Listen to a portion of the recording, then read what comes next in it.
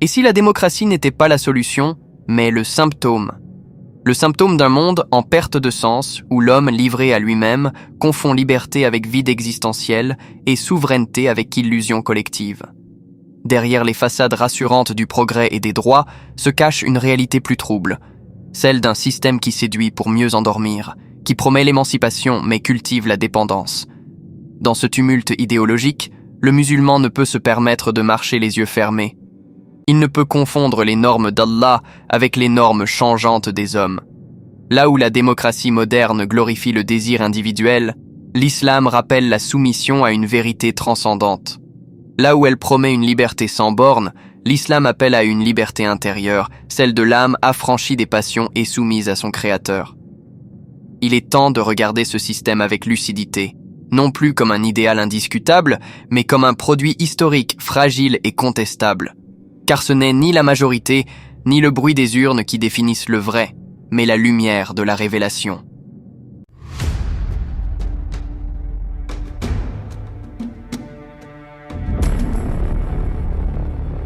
Les images que vous verrez dans cette vidéo sont des illustrations symboliques utilisées uniquement pour faciliter la compréhension de certaines idées ou récits.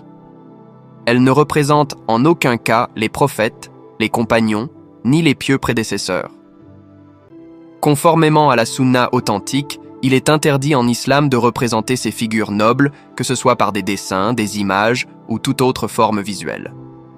Nous demandons à Allah de nous guider, de nous pardonner et de nous préserver du blâmable.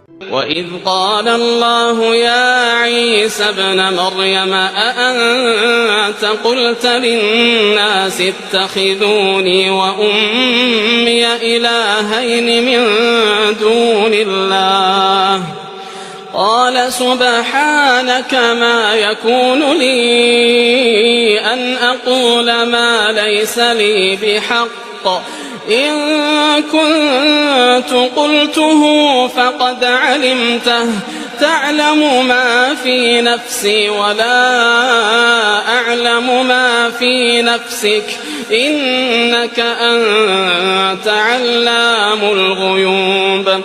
Aujourd'hui, nous allons parler de la démocratie, mais pas celle qu'on décrit habituellement comme un simple système garantissant la liberté et l'égalité.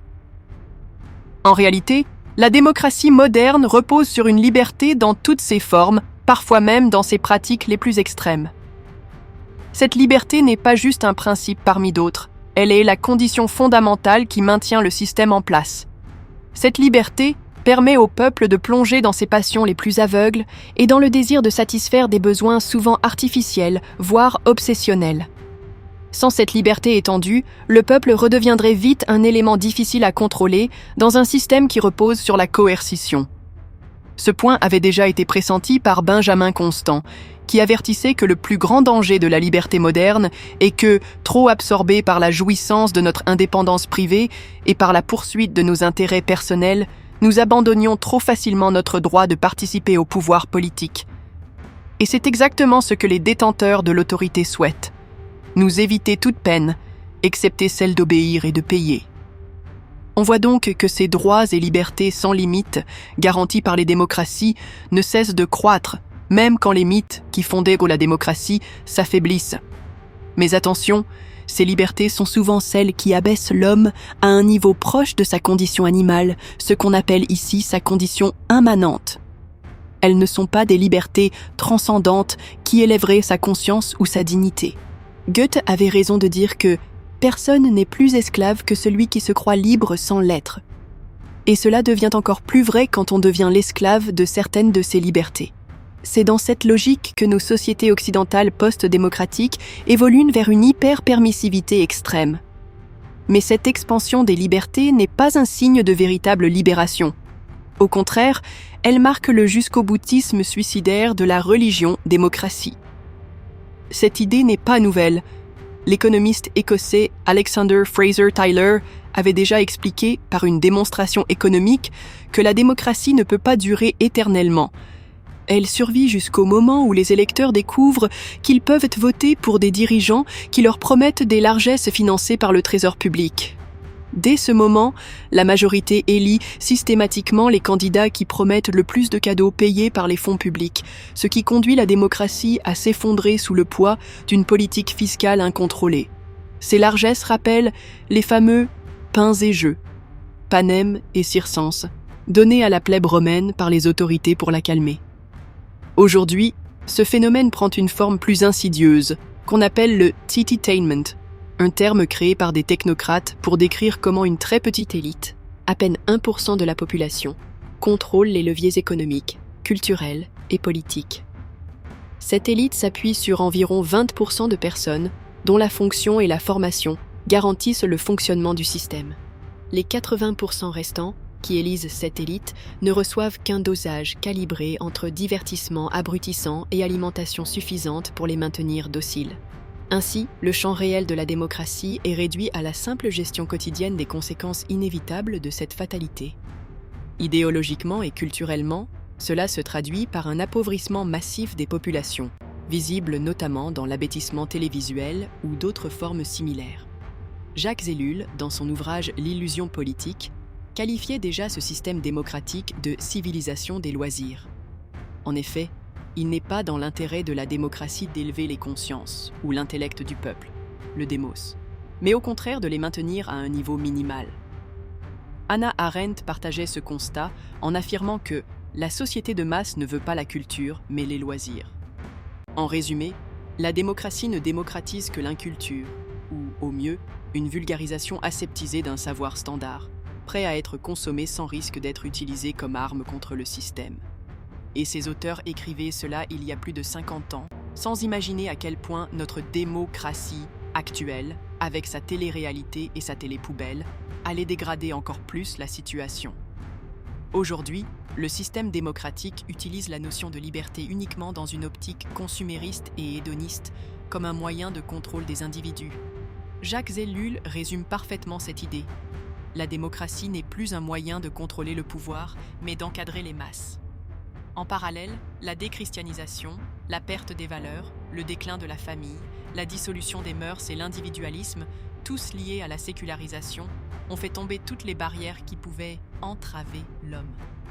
Désormais, il est libre, et cette liberté repousse toujours plus loin les limites du désir immédiat et du plaisir.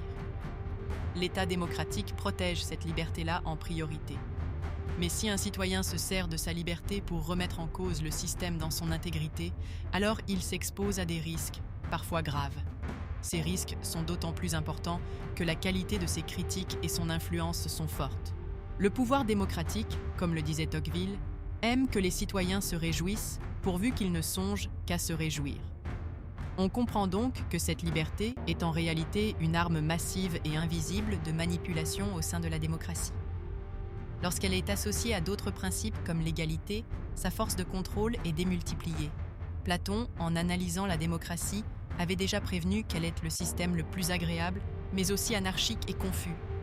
Elle donne une égalité identique à ce qui est inégal, ce qui la rend fragile. Selon lui, ce beau système si juvénile finit toujours par engendrer la tyrannie.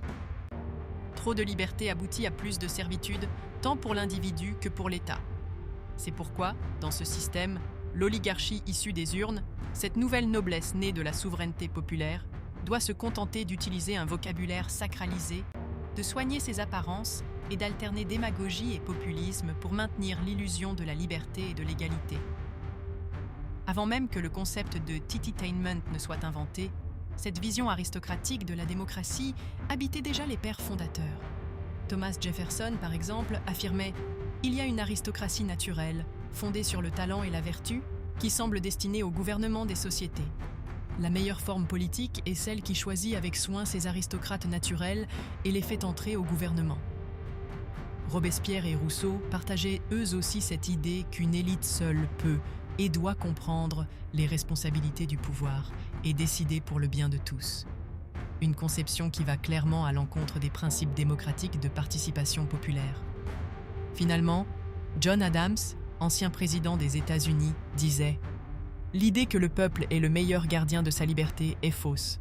Il est en réalité le pire gardien imaginable, incapable d'agir, de juger, de penser ou de vouloir. » ما قلت لهم إلا ما أمرتني به أن اعبدوا الله ربي وربكم وكنت عليهم شهيدا ما دمت فيهم فلما توفيتني كنت أنت الرقيب عليهم وأنت على كل شيء شهيد.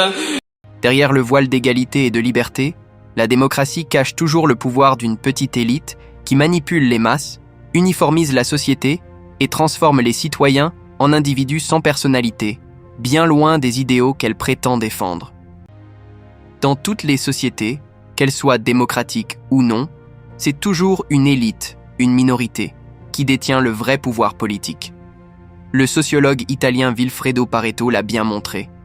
Peu importe le régime, les époques ou les systèmes, ce sont les élites qui gouvernent. Pour lui, l'histoire est faite par les changements de ces élites, car l'histoire est le cimetière des aristocraties. Souvent, la limite entre élite, aristocratie ou autocratie est très mince. Tocqueville expliquait que les sociétés démocratiques finissent souvent par tomber dans une sorte d'indifférence exaspérée envers la vie publique. Pourquoi ? Parce que pour se maintenir, l'oligarchie au pouvoir doit détourner l'attention des citoyens actifs et éclairés, tout en maintenant le peuple dans un état primaire, où il ne cherche qu'à satisfaire ses passions personnelles et à combler de nouveaux besoins matériels. Tocqueville, tout comme Platon avant lui, voyait que ce système est instable. Il écrivait de manière prémonitoire que les vices des gouvernants et la bêtise des gouvernés mèneraient vite à la ruine de la démocratie. Le peuple, lassé de ses représentants et de lui-même, finirait par créer soit des institutions plus libres, soit par accepter la domination d'un seul maître. L'État démocratique repose sur des idéaux philosophiques qui sont souvent des abstractions utopiques. Son système est construit sur des bases fragiles, mais assez solides pour maintenir dans la conscience collective l'illusion d'une véritable souveraineté populaire. Ce régime prétend défendre la démocratie, mais il mute souvent en différentes formes qui ne remettent jamais en cause ses fondements. La démocratie affirme que tous les citoyens sont égaux, qu'il n'y a pas de séparation entre gouvernants et gouvernés et qu'ils partagent une origine sociale commune et une volonté unique, celle du peuple souverain. Pourtant, en réalité, la démocratie professionnelle et électorale favorise la formation d'oligarchies qui défendent des intérêts privés souvent supérieurs à ceux de la masse. Pour garder leur pouvoir, ces élites uniformisent la société par le bas à travers l'égalitarisme, tout en se maintenant au sommet. Tocqueville décrivait ce phénomène comme une tyrannie démocratique inconnue au Moyen-Âge. Plus de hiérarchie claire, plus de classes, mais un peuple composé d'individus presque semblables et entièrement égaux, qui est pourtant privé de toute capacité pour diriger ou contrôler son gouvernement. Au-dessus de lui, un représentant unique gouverne sans consultation. Pour le contrôler, il n'y a pas d'institution solide, seulement une raison publique, sans organes, et, en dernier recours, des révolutions. En droit, ce dirigeant est subordonné, mais dans les faits, il est maître. L'égalitarisme démocratique ne se limite pas à une égalité des droits ou des conditions de vie, il exige surtout une égalité des valeurs et des croyances. Cet égalitarisme mène à une uniformisation culturelle et idéologique, imposée par un conformisme officiel, parfois soutenu par un clergé d'État. Cette uniformisation est présentée comme la garantie du pluralisme, avec une liberté prétendue de croyance ou d'opinion. Mais en réalité, elle sert à protéger l'État démocratique de ses propres citoyens. Tocqueville expliquait que quand les citoyens sont presque tous égaux, il devient difficile pour chacun d'eux de défendre son indépendance face au pouvoir. Aucun n'est assez fort seul. Seule une union de tous pourrait garantir la liberté. Mais cette union n'existe pas toujours. On voit ainsi que le dogme égalitaire de la démocratie partage beaucoup avec le totalitarisme. Tout écart au dogme démocratique est considéré comme une hérésie et un danger. Une sorte de inquisition républicaine surveille et attaque tous les hérétiques, c'est-à-dire ceux qui refusent les croyances communes. Pierre Gaxotte rappelle que dans l'histoire, ce système a toujours fonctionné ainsi. Un petit groupe de fidèles croit détenir la vérité et impose sa volonté générale. Leurs opposants sont qualifiés d'aristocrates, de réactionnaires, d'hérétiques, voire d'usurpateurs, et tous les moyens sont bons pour les combattre, y compris la fraude électorale ou la violence. L'hérétique est donc celui qui refuse d'être égalisé dans ce système. Schumpeter souligne que ce n'est pas un mythe. Des démocraties reconnues ont brûlé des hérétiques sur le bûcher. Cela signifie que les peuples sous la démocratie sont condamnés à perdre progressivement leurs individualités. Pourtant, cette même démocratie considère l'individualisme comme un problème à combattre absolument, car il gêne le bon fonctionnement de son mécanisme. Cette contradiction montre une vraie schizophrénie. En détruisant les structures sociales traditionnelles, famille, religion, la démocratie elle-même favorise cet individualisme. Tocqueville notait déjà que l'individualisme est né de la démocratie et qu'il grandit avec l'égalité des conditions. Enfin, ce qu'on appelle aujourd'hui individualisme ou égoïsme, politique des citoyens modernes, est en fait une conséquence de leur standardisation forcée. La démocratie postmoderne, grâce à l'école, aux médias et à l'industrie culturelle, contrôle et oriente les désirs des individus, les pousse vers des besoins superficiels, puis les satisfait par une consommation de masse. Ainsi, l'homme démocratique cesse d'être un homme naturel avec une vraie individualité. Il devient un individu sans personnalité propre. ومنهم أميون لا يعلمون الكتاب إلا أماني وإن هم إلا يظنون فويل للذين يكتبون الكتاب بأيديهم ثم يقولون هذا من عند الله ليشتروا به ثمنا قليلا فويل لهم مما كتبت أيديهم وويل لهم مما يكسبون. Pour comprendre comment la démocratie, qui semble libératrice, finit par éteindre nos individualités et notre esprit critique, il faut voir comment, en élargissant le droit de vote, elle prépare paradoxalement la disparition de la vraie liberté et l'avènement d'une société sans révolte ni véritable liberté, où le plaisir immédiat remplace toute croyance. Paul-Augustin d'Orcan, en commentant Nietzsche, explique un phénomène clé. La démocratie mène à la désagrégation de la société. Cette désagrégation s'opère par la disparition des individualités. Les personnes s'effondrent en des figures de personnalité appauvries, tellement vides de désir qu'elles sont dominées par un nihilisme passif, une sorte de bouddhisme occidental sans histoire. Ce nihilisme les rend dociles, sans révolte, sans créativité, sans ressources et sans âme. Nietzsche appelle ces individus les « derniers hommes », une sorte de tribu mondiale d'esclaves sans relief. Cette idée nous aide à comprendre l'évolution du droit de vote vers le suffrage universel direct. Au début, les élections ne sont jamais totalement libres, car le peuple garde une certaine pureté, souvent liée à des croyances traditionnelles transcendantes, qui peut encore engendrer une résistance. Cette pureté est pénible et dangereuse pour le système démocratique, car elle remet en cause son autorité. Mais plus la démocratie s'installe, plus son système destructeur annihile les consciences individuelles et collectives. Le droit de vote s'ouvre alors à un plus grand nombre, comme l'avait prévu le visionnaire Henri-Frédéric Amiel. À ce stade, seuls participent vraiment à la vie politique les citoyens les plus usés par elle.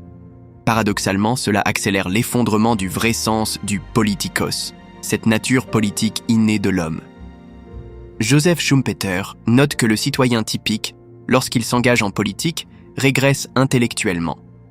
Sa pensée devient naïve, presque puérile. Il analyse les faits avec une simplicité qui serait ridiculisée s'il agissait ainsi dans ses intérêts personnels. En politique, il redevient un primitif. Sa pensée devient associative et émotionnelle. Pendant ce temps, les individus les plus lucides essaient de s'éloigner de l'ordre démocratique. Finalement, la démocratie peut étendre le droit de vote aux déficients mentaux, car l'acte de voter perd toute rationalité. Il n'y a plus de risque réel de changement, ni de résistance qui puisse menacer le système. Quand elle aura étendu son emprise aux étrangers non citoyens, la dernière barrière au droit de vote en Occident, en Europe et en France tombera aussi.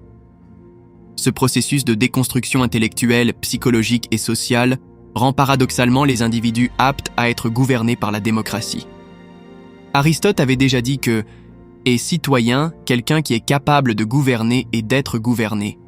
Ceux qui ne peuvent pas sont vus comme des ennemis dangereux contre lesquels la démocratie s'arroge le droit de restreindre les libertés qu'elle prétend garantir aux autres. Ce système utilise aussi ses ennemis comme boucs émissaires, permettant à la majorité des citoyens de déverser sur eux leurs frustrations, leurs peurs et leur haine accumulées. Pour la masse, ce formatage rend donc les citoyens compétents pour accéder au droit de vote, une utopie d'exercer une part de souveraineté populaire. Gustave Flaubert résumait cela en disant « Tout le rêve de la démocratie est d'élever le prolétaire au niveau de bêtise du bourgeois. Le rêve est en partie accompli. » Ce constat est pertinent, car la démocratie a permis aux masses paysannes et prolétarisées d'obtenir ce privilège après avoir méthodiquement détruit toute référence à la transcendance dans leur socialisation. Le droit de vote n'est donc pas une vraie liberté accordée, mais l'aboutissement d'une évolution planifiée avec succès. On comprend ainsi un autre aspect de cette utopie démocratique. Elle ne donne le pouvoir au peuple que lorsque ce dernier est devenu incapable de s'opposer au système, voire même d'en avoir la volonté. C'est une forme d'automutilation, où la démocratie cannibalise ses propres fondements, un système fondé sur la souveraineté populaire qui détruit la lucidité et la résistance du peuple. Dans ce cadre, voter revient à une sorte de lobotomie, un acte de suicide politique qui tue l'âme authentique et instinctive de l'homme. Avant, c'est en participant à une grève ou à une révolte qu'un ouvrier ou un paysan ressentait son pouvoir politique, son influence sur l'histoire. Aujourd'hui, ces luttes sont dévalorisées et remplacées par l'acte électoral.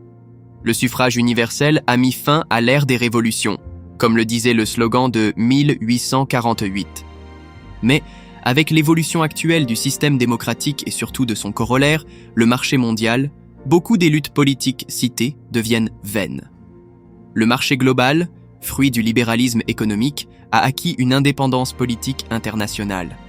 Il neutralise ainsi la plupart des effets des grèves sur les pouvoirs politiques nationaux, eux-mêmes soumis à une oligarchie qui s'internationalise.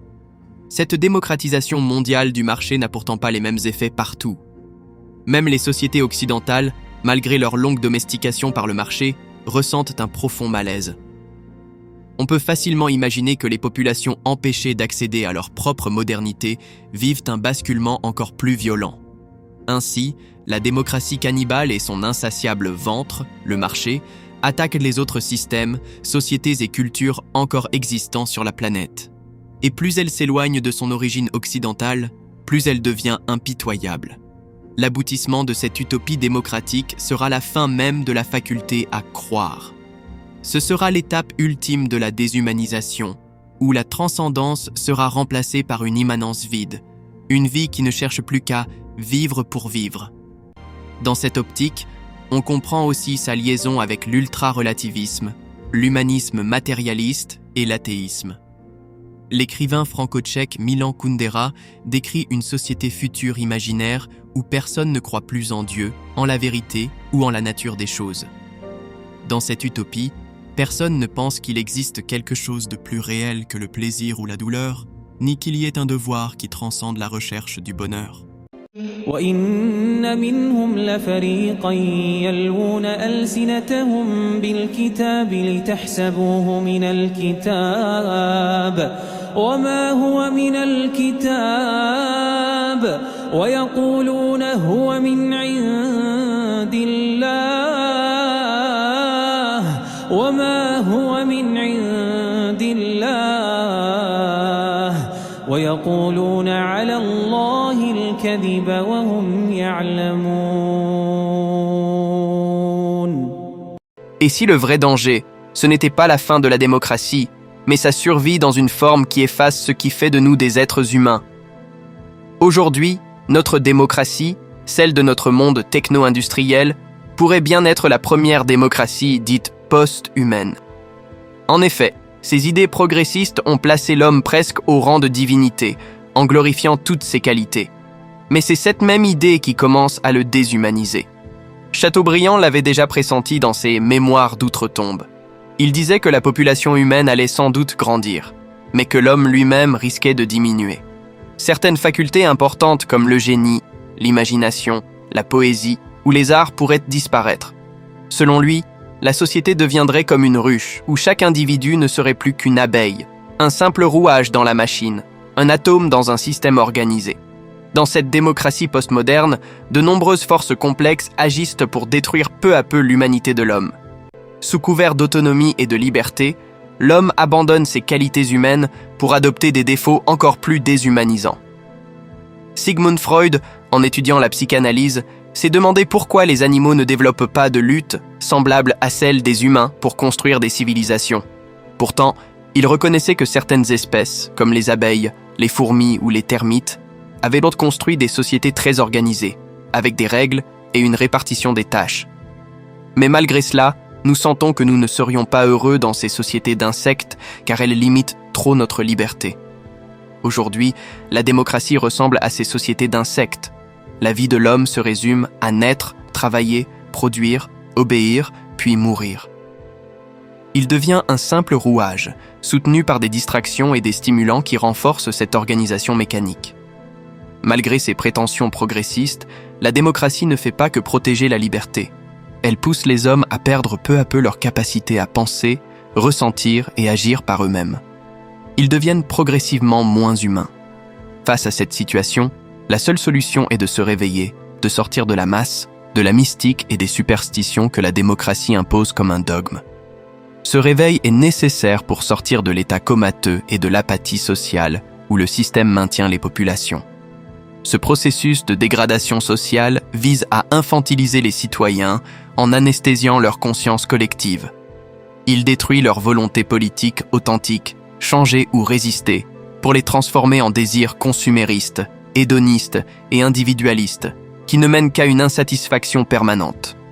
Cette quête infinie de jouissance conduit à la mort même de la liberté et du désir, en même temps que la fin de la transcendance, c'est-à-dire la foi ou la croyance en quelque chose de plus grand. La démocratie, usée, fatiguée, vidée de ses forces vitales, entraîne l'homme vers une chute profonde, une perte de ce qui le différenciait des autres êtres vivants. Certains pensent que la démocratie n'est qu'une technique imparfaite, comme le disait Georges Bernard Shaw, qui garantit seulement que nous ne serons jamais mieux gouvernés que ce que nous méritons. Mais c'est une illusion. Beaucoup de citoyens résignent face à la médiocrité généralisée, sans comprendre qu'ils en sont eux-mêmes les premières victimes.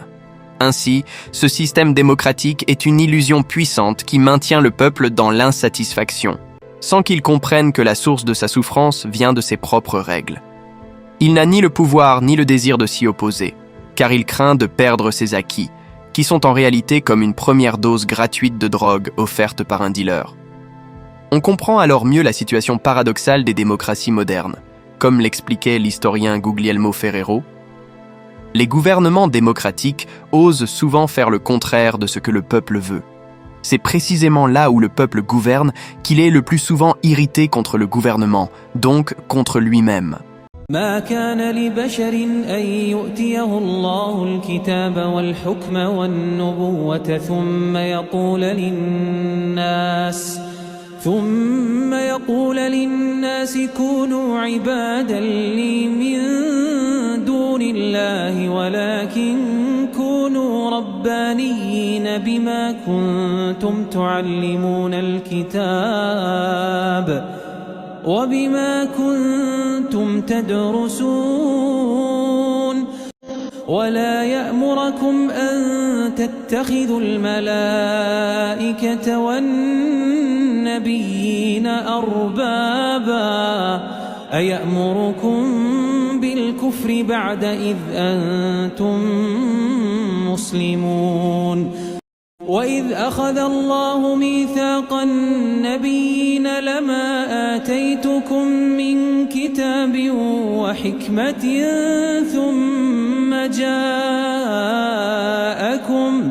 ثم جاءكم رسول مصدق لما معكم لتؤمنن به ولتنصرنه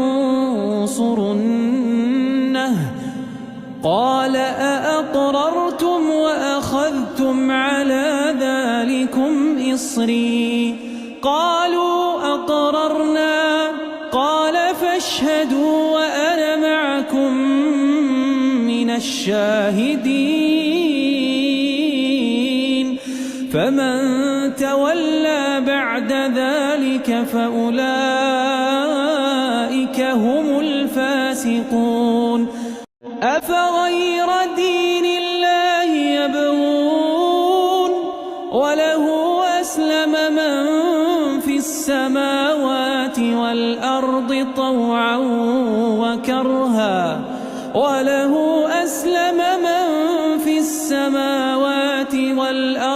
طوعا وكرها وإليه يرجعون